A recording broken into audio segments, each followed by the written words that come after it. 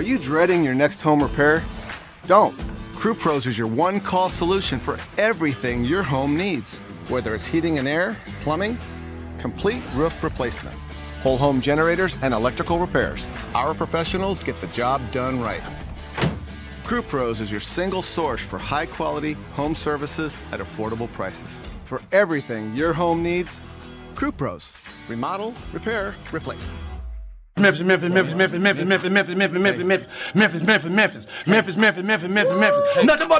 Everywhere we go, it's Memphis. Memphis, Tennessee, the beautiful land in the world. And I'm thankful for this guy who tweeted and said, I don't have that fire in my eye no more. That game right there was for him. That's what I do. I prove people wrong each and every night, and that's for him right there. Hi, this is Tom Izzo at Michigan State, and you're listening to Grizz 901. What up, Grizz Nation, and welcome back to another episode of Grizz 901, presented to you by Zach Jaworski State Farm, where they treat you like family. I am your host, Daniel Greer, and tonight we're going to get into that loss. Obviously, it was a shorthanded Grizzlies team that was going against a Kawhi-less, a PG-13-less Clippers team, but the Grizzlies did fight, but that last quarter, God, it was ugly. It was disgusting. It was a quarter that we're going to talk about. We're going to dive deep into that. We're also going to talk a little bit about the rookies and what's upcoming for them, because I think the next month, as we saw tonight from a guy like Jake LaRavia, can be very, very important. But before we get there,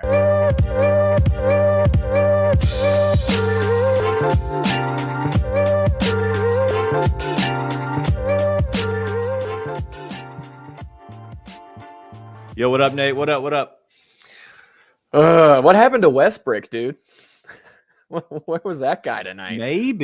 Maybe he likes barbecue, and the barbecue did him good. I'm not sure. I thought you're going to say was Dylan Brooks or something like that. Man, he was cooking tonight, dude. That was prime time peak Russ we got tonight, which just a reminder, I said this out on the Tweeterbird app. If him and Robert Covington shoot their season averages from three, God, the Grizz win that by double digits, by the way. Just a reminder. Yeah. Like, it's not even a close game with the Grizzlies win. So let's not overreact. But Jaren Jackson for DPOY, case solidified, if I do say so myself. Yeah, I think we've been holding teams under 141 with Jaren on the team, right, on the floor. So I feel better about this, right? I feel better about his DPOY case. But when you have two guys in Robert Covington who does not play a lot, okay, I just want people to understand, he does not play a lot for the Clippers. Like, he's had a lot of DNPs, especially as of late.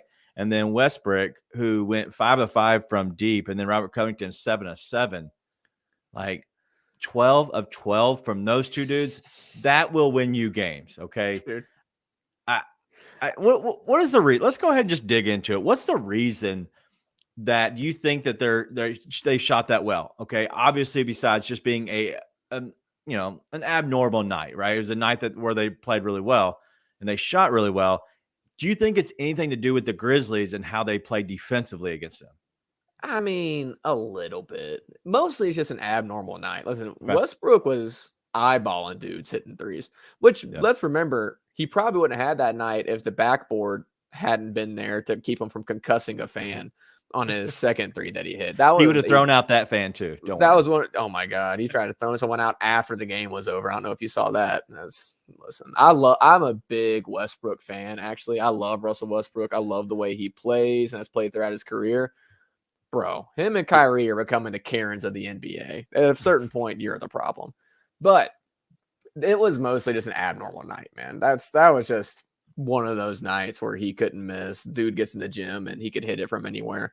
But it didn't help that we had a lineup that consisted of David Roddy, Kennedy Chandler, Jake LaRavia, Kenny Lofton out there at one point, right? Yeah. I mean, those rookies, they held their own on offense, which thank God, because they couldn't stop anything on defense. Kennedy was going under every screen when it was like he had to work harder to get under the screen than say over the screen. Roddy still doesn't know how to step up when he's helping against a three-point shooter, and he's over helping all the time. Santi's a big negative. Honestly, I know people were saying that Ja lost us the game. I saw that out there already. Brother, those guys, all they had to do was get a few buckets and play decent defense, the bench unit to start the fourth, and there was no defense to be found. I mean, Then you let Bones get rolling. But mostly, if you let Robert Covington and Russell Westbrook shoot 12 threes, I'm thinking 5, 6 at most of them go in. Yeah. 12 of them went in. I mean, I don't know. There's not much else to it than that. That's the big difference is players have good nights, right? They have nights where they're actually shooting the ball well. They're professionals for a reason. So I want people to understand that first. They are professionals for a reason.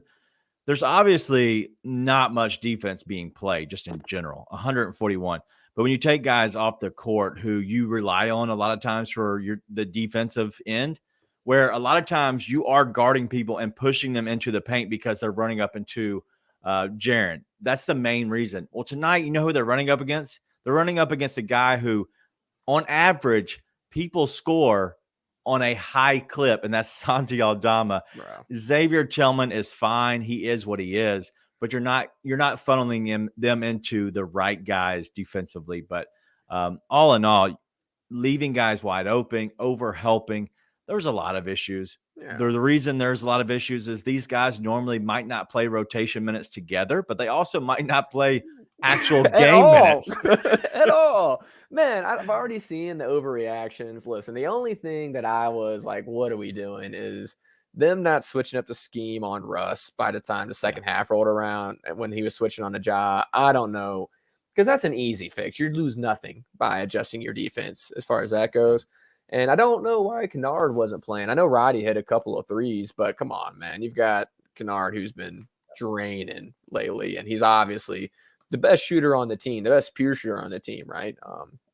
I'd say he's a better pure shooter than Dez, but those are the only two things. Other than that, the Grizzlies were clearly unserious about winning this game. And they set Dez, Jaren, and Tyus. Like, that team, that Clippers team, minus only Paul George, Kawhi Leonard, and Markieff Morris, is better than a Grizzlies team without Dez, Tyus, BC, Jaren, and Steven Adams. It just is. Like, and they still should have won. Law of averages says the Grizzlies still should have won that game with the way that the Clippers shot. So let's not overreact to any of this. No, yeah. I don't want to overreact to that, but I do want to talk about this from one of our guys, Dak Daniels. Man, I always screw it up. It's a great name. It's just golden. That I love it. So shout out to Dak Daniels, 95. But wide open threes and obviously rookies collapsing into the paint on every drive. Like, there's a reason they do that, is because they are rookies. Like, they're still trying to find their way. We're going to hit on the rookies a little bit later. I have some positive thoughts, right? So I don't want to be too negative on the rooks. I have some positive thoughts that I want to share about the rookies and honestly the next month, because I think it's very important what this next month entails. And so a lot of times in a season, you don't get the opportunity that they're about to get. And I think it's going to be very important. But looking back on this, I just want to look at the numbers just in general and ask you a question about Luke Kennard. Okay. Luke Kennard did not have a great night all in all, right? And he was he was supposed to be more of a featured player tonight, right? He was filling into the Desmond Bane role, becoming he is probably your number 2 option, which Dylan Brooks is Dylan Brooks. He wants to be the 1 option, should be the 4th option. Sometimes he falls at the 3 option. Either way, he was the 2nd option overall tonight. Dylan was. But all in all, what did you think of Luke Kennard? Because I think it was a game that was uneventful for him and one that probably he would like to have back, which he could get back Friday. Yeah, he just disappeared in the second half. Right? I thought the first half he actually did a good job of creating some shots, getting to the rim, playmaking, rebounding. And then in the second half, there was just the assertiveness was just not there, right? I don't know if that was a team thing. I mean, listen, if you were paying attention, the Clippers were face guarding him, right? They're like, this dude's not getting the ball anymore. But at the same time, like I'm very surprised they didn't find a way to get him the ball. And that's what I'm saying. I think the Grizz, this was just a game the Clippers needed more than the Grizzlies did. And it showed in the way that the two teams played. I mean, Ja taking 9 threes when he clearly didn't have it at the beginning of the game. He took most of those at the beginning of the game. It's just, they were not assertive. They did not want this game the way the Clippers won this game. I thought they brought a lot of really good energy. I thought that they played with good energy. Well, I thought, honestly, throughout the game, until it got out of hand in the end of the fourth, I thought they played hard the whole game. And that's what I was happy to see. But they did not have the focused intensity that the Clippers had all game. But as far as Luke in general, he just disappeared too much. That assertiveness needed to be there if they wanted to win this game, and it wasn't. Again, I don't think they were mega concerned about winning this game, to be honest. Well, obviously they bench everybody, but it's weird that they would play or not play Kawhi when the Clippers felt like they would need it. I haven't looked at the standings to see exactly where they are, but Fifth. I'd imagine they needed it more than we did. Yeah, obviously, they're a game up on fifth, which puts them like a game and a half out of the play-in. I think they're a game up on 6. I'm sorry, so they're in fifth, a game up on 6. But the Kawhi thing was personal reasons, which means it could have been something that popped up literally today, right? That was he had to attend to. It wasn't an injury. Central barbecue. I get like it. That. I get it. Again, that was the Grizzlies' defense tonight. Was all the barbecue the Clippers needed. One thing I will say about Luke Kennard, and we'll kind of get off of him for a second. Luke Kennard, one 2-point shot the entire second half. One. He took one more than me. One more than me. The second. That can't happen. Even if you got to force it, you gotta get some shots up. But we'll see. He did a lot better than that in games leading up to this. So hopefully we see him do it again. Yeah, come Friday. No, I agree. And honestly, he isn't going to be a top option for you on the offensive end normally, right? He needs to be an ancillary option who the ball gets fed into him because people are paying more attention to Desmond Bane, who now has becoming, him being lethal from 3 and now becoming downhill Des because he has to be, right? He's knowing that I have to be downhill and I have to get to the rim because one, we're without Ja. But now that he's back, still that makes him even better, right? But then you also have Jaren doing Jaren things. You're able to feed the ball where guys you're not going to have the best defender on you like he was tonight. Like when Luke was on there, he had guys in his face on a normal basis, right? Yeah. And they weren't going to leave him because they knew that not very many other people were going to just win the game for them and shoot them into the game, right? So that's the reason that they're staying up on Luke. And they probably have been in practice before, I would imagine, and they know how he plays. So tough night for Luke. All in all, though, I expect them a little redemption story, a little answer to the bell there Friday night. But I want to give a shout out to everybody here on YouTube in the chat. If you are watching on Twitter, thank you as well. Come over to YouTube and check us out there as well. You can chat with us. We'll be able to answer anything you have. Put it up on the screen so everybody can see it. Podcast next morning. Thank you, obviously, and being a devout person that always turning it on. So. I want to keep going on this game and put a nice bow on it here. I guess another 5 or 10 minutes on it. We're going to keep going on it. I do want to have some more thoughts, but the rookies, they played well tonight. Anybody that sticks out for you?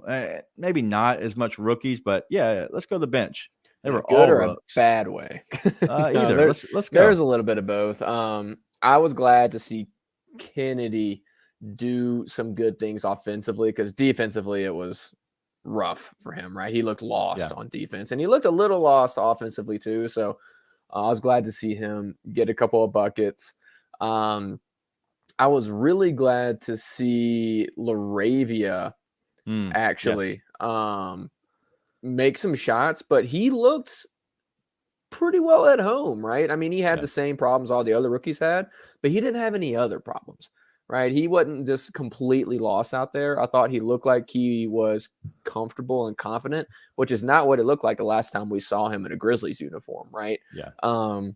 Him lacing a couple of threes obviously is great to see, but it was more so the comfort with which he took those threes and the comfort with which he played on both ends of the court. Right. Obviously, the defense was abysmal, but I mean, step up to the line. Everybody was abysmal on that end of night. But that was the one that really stood out to me was how comfortable he looked. And then the rest of it was, I mean, it was rookies. It was rookies playing against a bunch of vets. So that it turned out how you would expect it to turn out. Yeah, 31 minutes out of David Roddy. I think he played well. He shot, obviously, he hit 2 threes. I think they were both there in that fourth quarter. And honestly, he didn't do anything that just kind of wowed you, but he did enough. Unfortunately, it was out of 31 minutes, which is the big thing that you're going to look at there. But it was weird to not see Kenny Lofton Jr. again, because he played 9 minutes there in the first half and got none in the second half. And so I'm not sure why they didn't go back to him. He did look like he was getting beat up a little bit by their big guys, but nothing out of the ordinary, because honestly, everybody was getting beaten up by them a little bit just because they were outsizing us tonight. And so I'm not sure what the reason of that was. Their smallest big is Batum, who is bigger than Tillman, who is our biggest big. I mean, it was just one of those nights where you were going to have to try and put the pieces together. And offensively, they obviously did. But defensively, Kenny actually thought held up pretty well when he was first in there. He was able to use his quickness, his athleticism to be able to compete down there with those guys. But I think at the end of the day, there was just too much size, and he wasn't quick enough to make a difference against their guards, who were the ones killing us all night. Listen, I was impressed with every rookie did something tonight to impress me. Kennedy Chandler staying poised when he was a little lost impressed me. Junior being able to hold his own with his athleticism against guys who are way bigger than him impressed me. Roddy knocking down some big shots impressed me. Laravia, his comfort impressed me. Everything, I mean, they all did something to impress me tonight, right? I mean, yeah, exactly. No, I already seen people saying Ja's the reason we lost, yada, yada, yada, the usual stuff. Man, listen, Ja dropped 34 tonight. It was a rough go, right? He had the one big quarter. He had 8 turnovers. Didn't look awesome. Bro, he was out there with Jake LaRavia, Kenneth Lofton. It's just, that was a game they should lose, and I feel like they had a chance to steal it if Westbrook didn't play like his MVP season. That's what it comes down to. Yeah, I agree. What we put up on the screen was people are going to overreact to this hustle game, aren't they? From Black Lives Matter. So everybody's going to overreact, and that's fine. That's what we're here to kind of give you, as Nate will say, your little therapy session, right? We'll kind of bring you back down. We'll bring you back down to earth a little bit, but it was a game that the Grizzlies they should have won. It was weird to see the Vegas lines throughout the day, because you see that the Grizzlies are favored by 4 going into the game all morning, and then you see that injury report drop at 1 o'clock like it does, and that came out. Well, then the Grizzlies went to a 2-point favorite. I'm like, well, that's weird. And then they went to a 2.5-point underdog after that within the span of an hour or 2 hours. And so I was like, okay, that was a big swing. And then Kawhi news goes back, and then the Grizzlies end up finishing at a 2-point favorite on the odds makers. And so just seeing that happen and seeing what you see with Vegas and how they maneuver those lines, it's always funny to me, because they're looking off statistics and they're trying to figure out all these players and the missing. And so that was kind of a comical thing to see today, because that's really kind of that's my genre. That's what I like. And so yeah, I lost money on that, by the way. By the way, the Grizzlies did hustle tonight. They out-rebounded a team that was way bigger than them by 13. They held them to how many? 3 offensive rebounds, got 14 of their own. Right. I'll take that. Listen, the reason they lost is because the Clippers shot 60% from 3, and Westbrook and Covington took 12 of those. Variance, you say? Variance? Very disturbing. Listen, I don't know.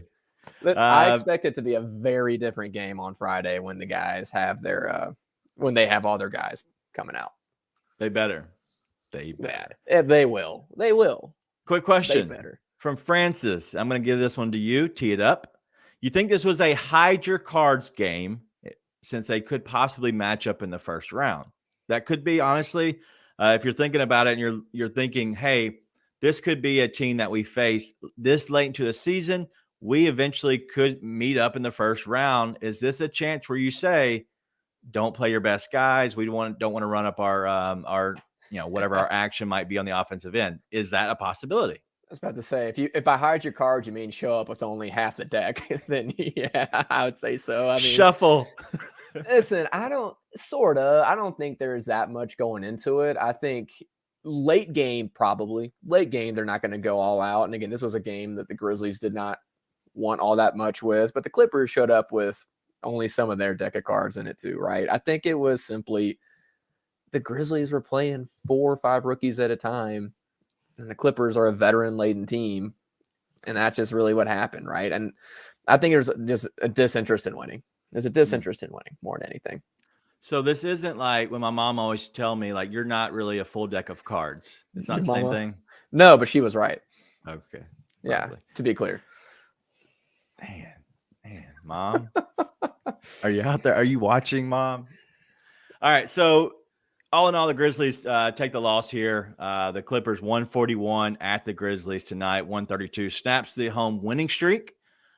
The Grizzlies are very much a dominant team on Friday nights. If you are a betting person, I think they have covered, I don't know the percentage, but I know they've covered on a long streak here, especially on Friday night games. So if you like that at all, put your money on the Grizzlies. I would expect to see Bane and Jaren and the rest of the crew back. I would expect us to be in a full team Friday. What do you say? Yeah, full team, and I would look for another big Jaren game. I thought they got away from that in the Orlando game a little bit, and I didn't get to watch the Atlanta game. I don't think either one of us got to watch the Atlanta game. Yeah. But I expect them to go back to that because they've got nothing for Jaren.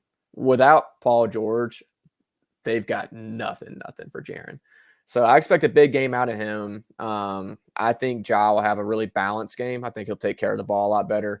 But we'll mainly just have all our guys. I can't imagine they don't have everybody minus Steve-O come Friday. Quick question from somebody in the comments on Twitter. Ja and Dylan stat padding tonight instead of actually making winning plays. Would you say that's correct, or is that Farsi? Is that right? Because they're saying that they went to go make offensive plays, right, that aren't really benefiting the team, such as Dylan making most of his play, but the fact that they're going to get certain plays. 50% from the floor tonight, I believe. It's just no, I mean a little bit. Again, I just don't think they were super interested in putting it together. When those guys are locked in, they are moving the ball around. They're running an offense. That wasn't there tonight, and there's a little bit of hero ball. I wouldn't say stat padding as much as it was that sort of Dylan looks like he's stat padding when he's trying to help the team. Right? We've come to know that. And to his credit, I mean, there wasn't much offense going at certain points, right? When he was going and taking these shots, and he didn't shoot well from 3 tonight. Was he 2 for 9? Him and Ja both 2 for 9, but he was 50% from the floor, right? He took and made, for the most part, good shots all night. I thought Ja took a bunch of good shots tonight. Just a lot of them didn't fall. Those floaters didn't fall. There were lazy shots. I don't think it was stat padding shots. It was lazy. I don't want to assert myself and push the issue, so I'm going to settle for the 3. And that's where I'm saying the assertiveness, the intensity, the will to win wasn't there tonight. They gave a lot of effort. They hustled, but then they would just settle for those lazy shots. So lazy, sure. Stat padding, I wouldn't say that. All right, we're debunking all these thoughts tonight, right? We're just going to, if you have a question, we're going to send it to Nate. And I want to send it back to Francis too, because I'll say I'm not a big people hide their cards guy. I don't think people put that much effort and energy into it. I just think it was they didn't play everybody, but everybody knows what the Grizzlies are going to do when it comes down to it, right? Putting the ball in Ja's hands, or if Jaren's dominating, or putting the ball in Jaren's hands. It's not really a secret. So, yeah, I wasn't just trying to say, hey, like whatever you said, debunk. I'm not trying to debunk anything. I'm just not a big believer in people hiding their cards. I don't think it's as much of a thing as it is in maybe football. Yeah, I agree. I think everybody knows who they are at this point in the season, even though the Grizzlies have not looked this good with Jaren being more of a feature on this offense. And so I think that there could be some of that in a sense, like, you don't want to show, but honestly, I don't think it matters much, because the Grizzlies feel like even if you know what we're going to do, we can beat you. And I really do believe that. I think most people believe that, a healthy team. And so I don't think there's much of the hide your cards there. But who knows, right? Anything can happen. One thing before we get into the rookies, we want to talk about our presenting sponsor, and that is Zach Jaworski State Farm. You can give them a call and get a quote at 901-794-3691. If you want a quote online, it's free. Just go to ZachInsuresMemphis.com. That's Z-A-C-H, ZachInsuresMemphis.com. If for some reason you need auto or you just need, you need somebody to talk to, call Zach. Okay, don't do that. But you can call them. They have offices out in East Memphis as well as Collierville. Just pop in, tell them the Grizz 901 team sent you, and they will hook you up with a sweet deal. Everybody needs insurance, right? It's something we don't like to pay for, but it's something that you have to pay for. So trust Zach. I've been with him for forever, it seems. Zach is a good dude. His entire crew is a good team. So give him a shout. 901-794-3691. All right, let's get into a little bit about the rookies, right? This next month that's going to tell for this rookies, which will be the next 6 games. Okay, so it's not exactly a month, but it's a good learning curve. You're going to end February. You're going to end March, and then you're going to go into the first part of April. I think it's going to be very important for guys such as Jake LaRavia, Kenny Lofton Jr., I think Kennedy Chandler, those 3 in particular. Also the others, I think it could be a good bounce back spot for David Roddy. I think those players have a good chance to show how good or how well they've excelled just by being down in the G League this year. Not saying that they're going to exactly help us outside of David Roddy. Those other guys aren't going to help us this season, but I think it gives them a chance, a little barometer, if you would say, to say, hey, we've gotten better over this year, a little work in the off season, and we can actually be on the main roster in a sense and be on the main team and be playing real minutes. What say you? Well, how many games do you think they're going to be getting a bunch of minutes in, honestly? Because I'd say the last 5 for sure. Really? See, I think Friday night's the last game that the Grizzlies care at all about. I think they're going to have a home run effort Friday night. They're going to show a little bit of, who they are. And then I think they're done. I don't think so. I don't think they want to enter the playoffs on a 5-game possible losing streak because you sold out. No, it's like tonight. Okay. They're going to pick and choose some players to not play. But that doesn't mean that you're a bad team. Tonight, they should have won that game. They should have won. Okay. I see what you're saying. Okay, I'm with you on that. Because I'm looking at this, I'm like, I think I don't think they're sitting there trying to kill it every night.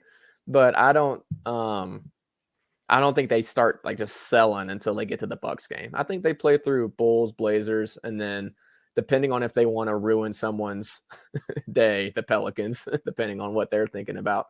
How that play-in is seeding up. But, yeah, listen, it's a good chance. I think I just saw somebody say something about Kennedy. I think it is big for KC to get something going.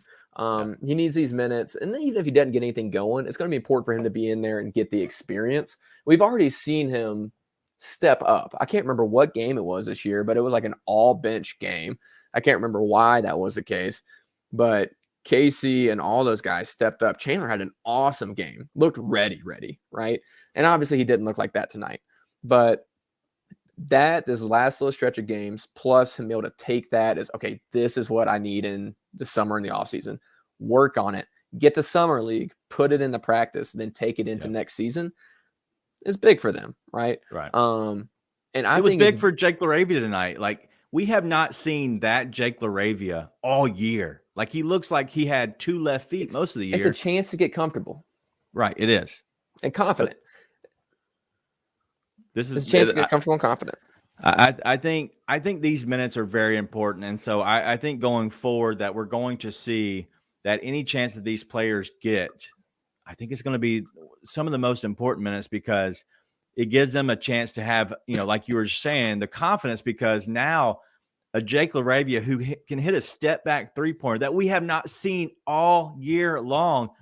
Magically, this dude is hitting step back threes in the grindhouse in front of fans. And now we can see it, right? You start seeing that. And once you start seeing it, you feel it. And these guys can actually, it just compounds upon itself. And so I'm excited for what's going to happen. Kennedy Chandler, I I haven't seen it yet, right? I like Kennedy. I like the thought of him. I think he is so much of what Ja is, but I don't think he has the around the rim of what Ja has, right? He has the speed. He has the defensive that Ja doesn't have, but he's so much of the size. He's undersized, on the court majority of the time.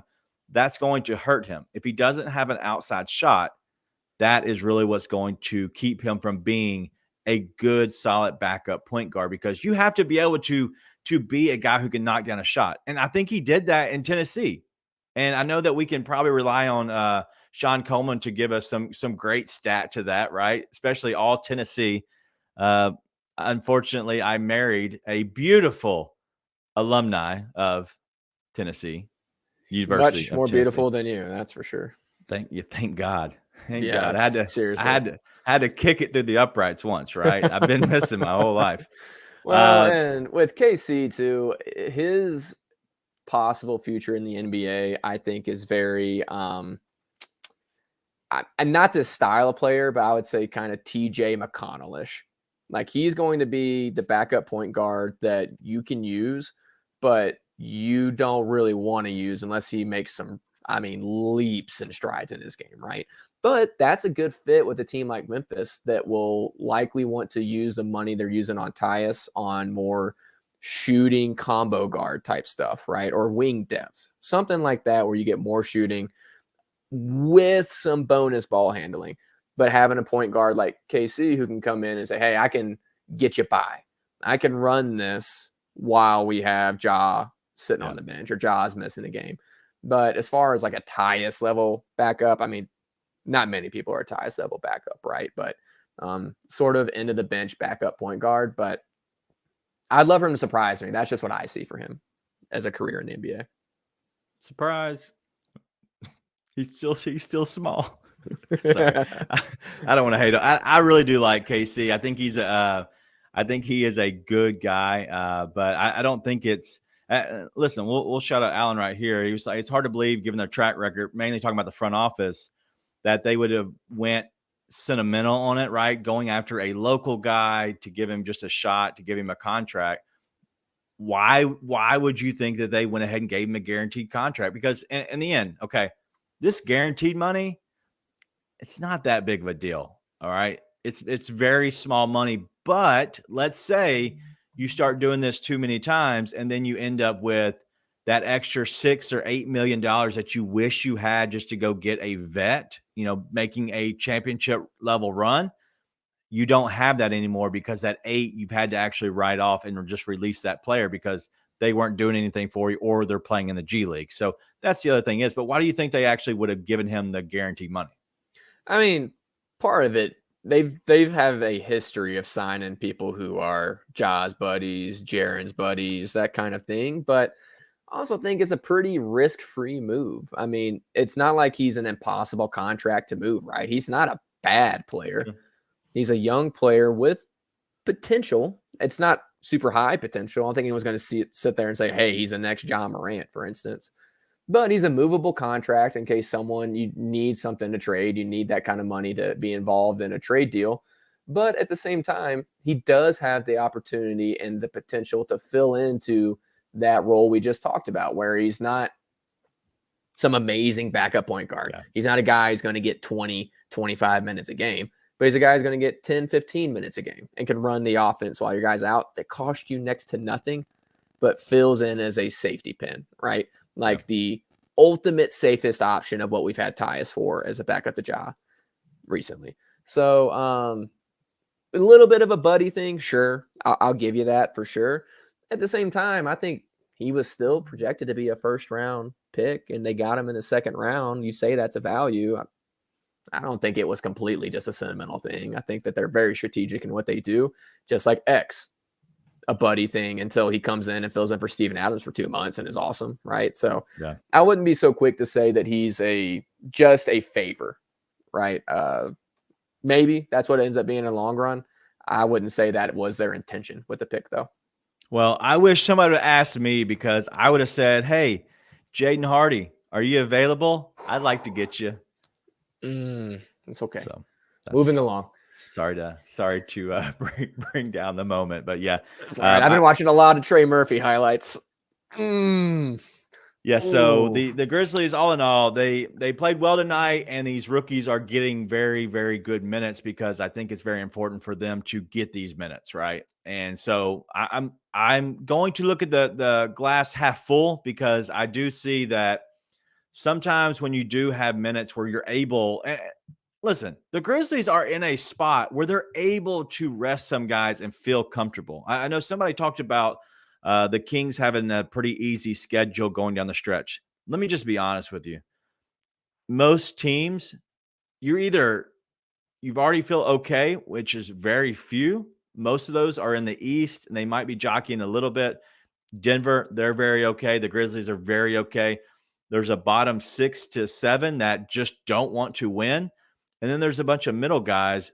But weirdly enough, with the Grizzlies and who they have left, they don't have a lot of people who are really just dying to play either. So the Grizzlies feel okay. The Grizzlies will finish second, okay? I'm going to stand on that. I've said that for the last 2 months. The Grizzlies are going to finish second, okay? Even when the sky was falling, the Grizzlies are going to finish second. So I believe that that's going to happen. They're still going to be up on the Kings. And going forward, I think that a lot of people are going to be looking at getting to that 6th spot where Golden State is right now because a lot of people want to play the Kings. Nobody really wants to be in the play-in, and nobody really wants to take on Phoenix. And so you're going to look at possibly that's why maybe the Clippers did not play Kawhi. If they do take the loss, they're okay falling a little bit, just can't fall too much. But in the end of the day, they did get the win. Being in that 5 and 6 spot is going to be okay for them, I would imagine, as well as Golden State. So those teams are going to keep fighting for those spots. But weirdly enough, the Grizzlies, looking far in advance a little bit to the playoffs, they're going to get a team like Minnesota or the Lakers. Like, that's just the 2 teams I feel are going to be there because New Orleans, they're not a good team. You can't count on them. OKC, okay. I They're wish. OKC. I wish. God, SGA is not even playing right now. And Dallas, they are playing, and they're still losing. The Grizzlies are going to get probably one of the teams of Minnesota or the Lakers because I believe in Golden State and the Clippers are going to be in the top 6. And so we'll see. I think it's all going to shake out, and I think we're going to be happy one way or another with the team we get. If not, we'll spin it away that we're happy. Yeah, I mean, that's what I was about to say. Even if the Grizz, which things would have to go really poorly at the end of the season for the Grizz to drop to the 3 seed at this point. Even if they did, okay. Yeah. You got Golden State. I thought it was a good matchup for him last year. I think it's a better matchup for him this year. I mean, there's no great options, to be honest. All those teams are formidable in their own right.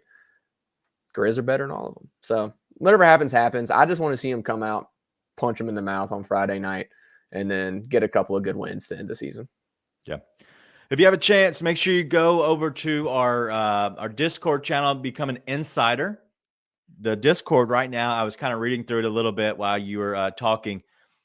The Discord is popping right now. And so if you are not in the Discord, if you're not in the Discord channel with the Bluff City Media, go sign up.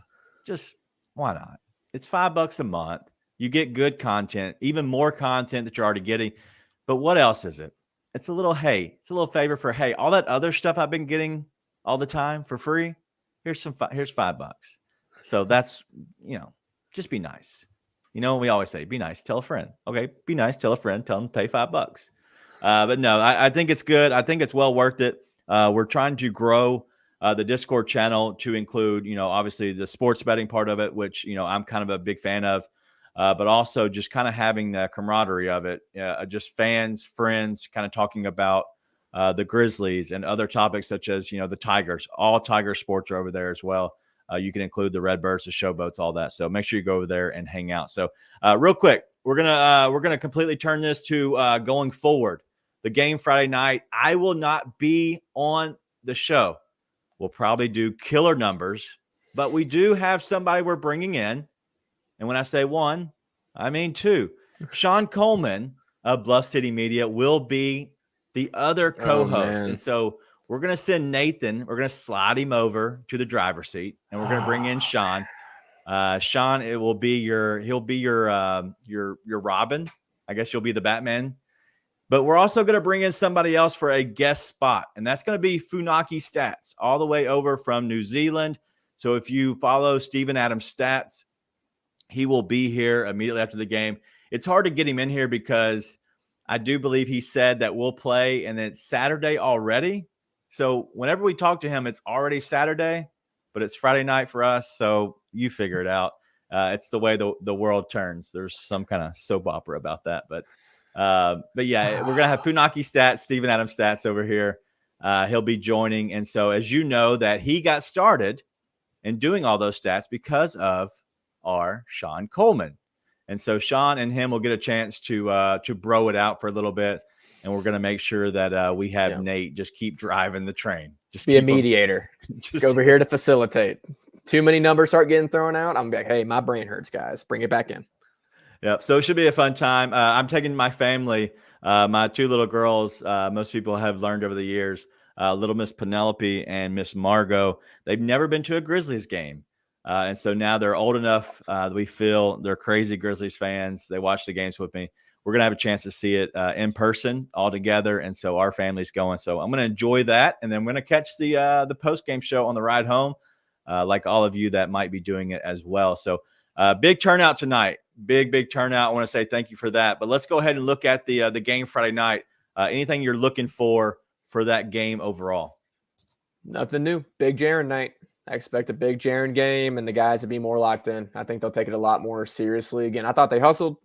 They played hard tonight. There was not a focused intensity that I expect to be there on Friday night. That's about it.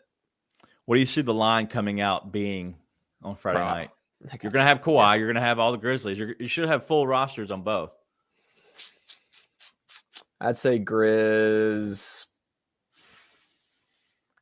3.5. I think. I would say 4.5 just because they were already at 4. I think you pop it up to 4.5 because they had 4 before the Kawhi news. Yeah. Gotcha. No, 4 before any of the Grizzlies news. So I think they're going to end up having it. Dak Daniel says Grizz -6. Can you confirm that's already out, or is that just a guess? Because I'm curious. I don't want to look at it right now, but I'm curious what that might be, because I think that's important to see those lines. Usually, it's kind of what I look at when I'm seeing and thinking about it, how this game might go, because it could the Grizzlies could run away with it. I think this could be a game where the Clippers punt now that they've gotten their win. They expected to lose this game. They've gotten their win. Maybe they punt that Friday night game. The Grizzlies win by a 20 spot. So that's what I'm kind of looking at. Well, and let's say if Westbrook shoots 100% from 3 again, then let's dodge them in the playoffs, because there's some kind of voodoo witchcraft going on. Let's not see that again. No, we definitely don't want to see that again. Anything else that you want to talk about before we get out of here? Nada, man. Let's get back to it on Friday. Keep having fun. Yep, a lot of fun tonight. It's been a blast. It was a big night for us. We're going to keep doing this immediately after the games instead of waiting. Obviously, it helps us. We get to go to bed a little bit earlier. So instead of waiting, we're going to do immediately after the game, such as tonight. It took us about 4 or 5 minutes to kind of get going, make sure all of our stuff was set up properly. But as soon as all that's done, we'll be able to hit the live button, and we'll be able to come and share with you all. So just tell your friends that we will be here each and every night. If it's not me or if it's not Nate, somebody will be here. We're going to have a post-game show every single game all the way through the playoffs. So you can be sure that we will be here through it all. So, but that's all we have. It's been a great night, even though the Grizzlies did lose. We're going to do glass half full on that for sure, because the Grizzlies, honestly, they're going to be just fine. So excited to see everybody there in the Grindhouse on Friday night, but also excited to see everyone back here on the post-game show at the Grizz 901. Be nice and tell your friends.